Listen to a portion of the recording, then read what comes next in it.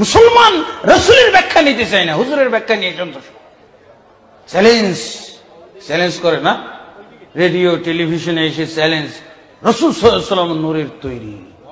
লা হাওলা ওয়ালা কুওয়াতা, নাউযু বিল্লাহি মিন যালিক। যে হুজুর বলে রাসূল সাল্লাল্লাহু আলাইহি ওয়াসাল্লাম নূরের তৈরি, ওই হুজুরকে দান করে দেন। যেই নবীটা নূরের তৈরি, এটা তোমারই, এতে আমাদের কোনো অংশ নেই। তালাক, পরিত্যাগ করলাম এই নবীকে, যেই নবী নূরের তৈরি। এই নবী আমাদের নবী নয়, এটা তোমাদের নবী। বল হয়ে যায় ফয়সালা। বাহাসের দরকার আছে নাকি? ওর সাথে বাহাস করবো আমি? কেন বাহাস করবো? কোনো বাহাসের দরকার নেই, নবী তো দিয়ে দিলাম পুরা। এই নবীতে আমার এক বিন্দু পরিমাণ অংশ নাই, এটা পুরো তোমাদের নবী। এই নবী আমি মানি না, এই নবী তোমাদের নবী, এই নবী আমাদের নবী নয়। ক্লিয়ার? বাহাসে আর যাবো? বাহাসে যাওয়ার দরকার নেই, বাহাস ছাড়াই ফয়সালা।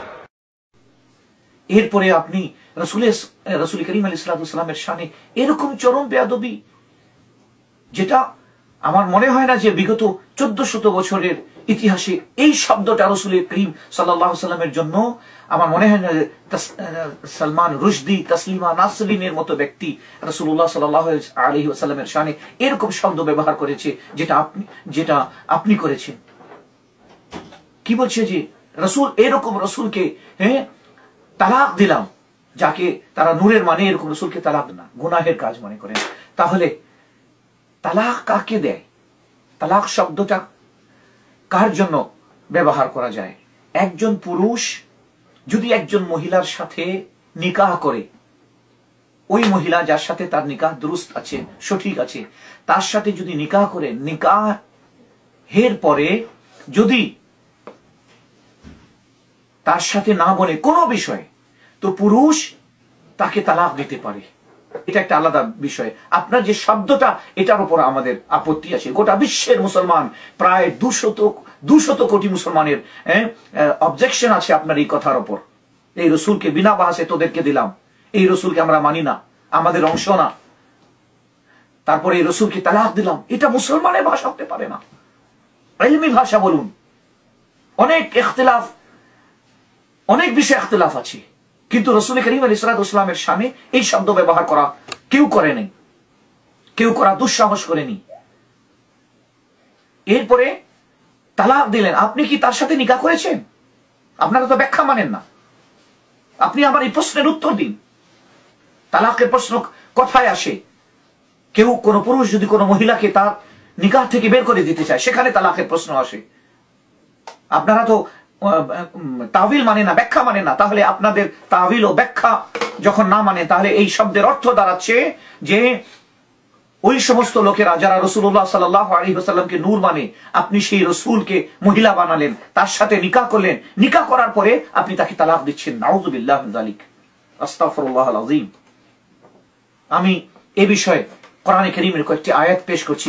রাসূলুল্লাহ সাল্লাল্লাহু আলাইহি ওয়াসাল্লামের শানে যে সমস্ত শব্দ ব্যবহার করা হবে, রাসূল করিম আলাইহিস সালামের শানে যে সমস্ত শব্দ ব্যবহার করতে হবে, এটা কত, এ বিষয়ে কত সতর্ক থাকার দরকার।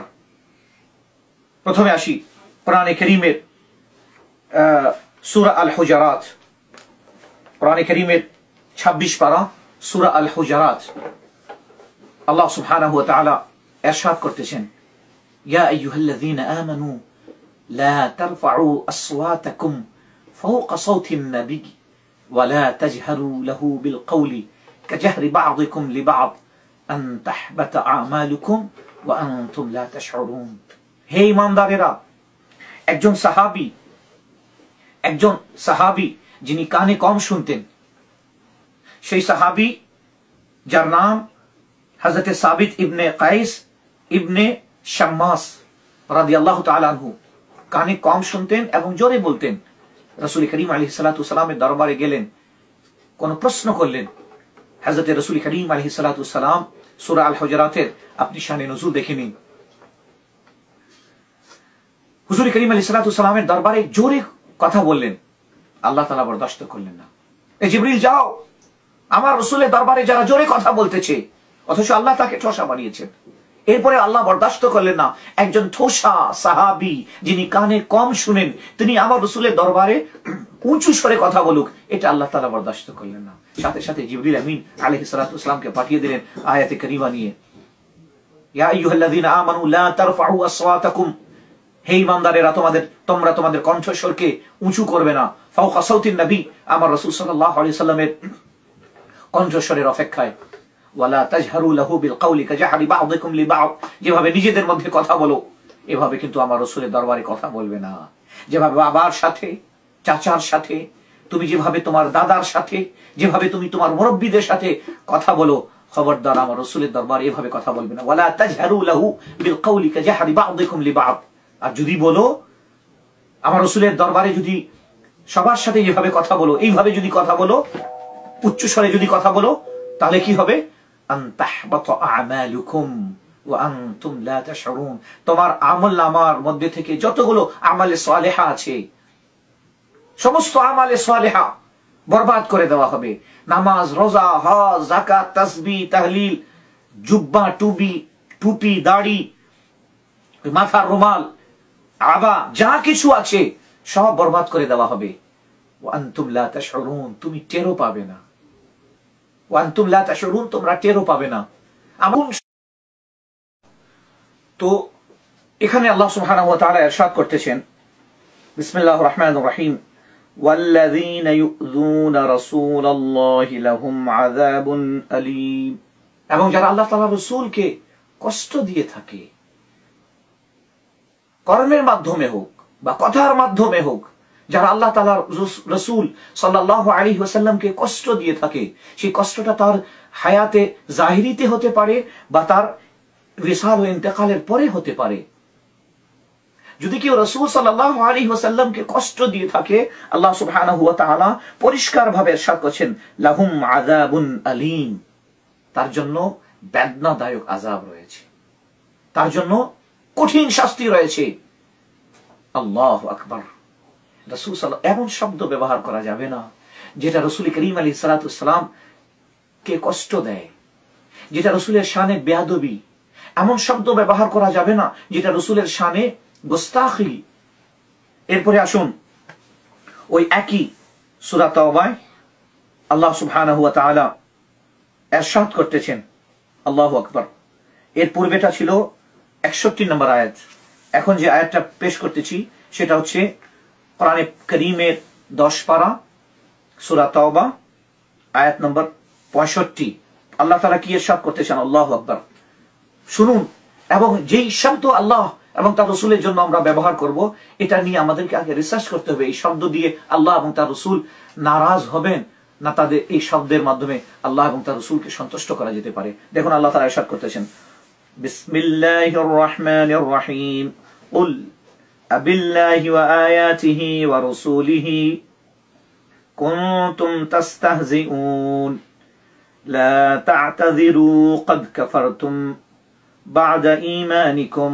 আল্লাহ আল্লাহ, আল্লাহ তাআলা ইরশাদ করতেছেন, কুল, এ রাসূল আপনি বলে দিন, আবিল্লাহি, কি আল্লাহকে নিয়ে, ওয়া আয়াতিহি, আল্লাহ তাআলার আয়াত তার নিদর্শনকে নিয়ে, ওয়া রাসূলিহি, আল্লাহ তাআলা রাসূল সাল্লাল্লাহু আলাইহি সাল্লামকে নিয়ে, কুনতুম তাস্তাহজিউন, তোমরা ঠাট্টা তামাশা করতেছো।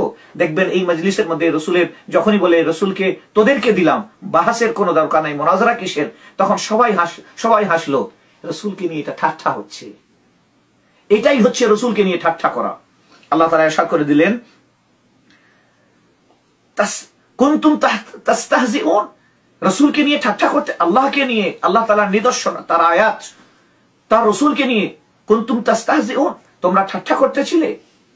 এরপরে আল্লাহ কত জবরদস্ত এখানে আল্লাহ তাআলা ইরশাদ করতে, এরপরে বলতেছেন, লা তা'তাযিরু, না আর কোনো অজুহাত পেশ করো না, আর কোনো বাহানা পেশ করো না, লা তা'তাযিরু, কোনো উযর আর পেশ করো না, ক্বাদ কাফারতুম বা'দা ঈমানিকুম, তোমরা ঈমান আনার পরেও ইসলাম থেকে খারিজ হয়ে গেলে।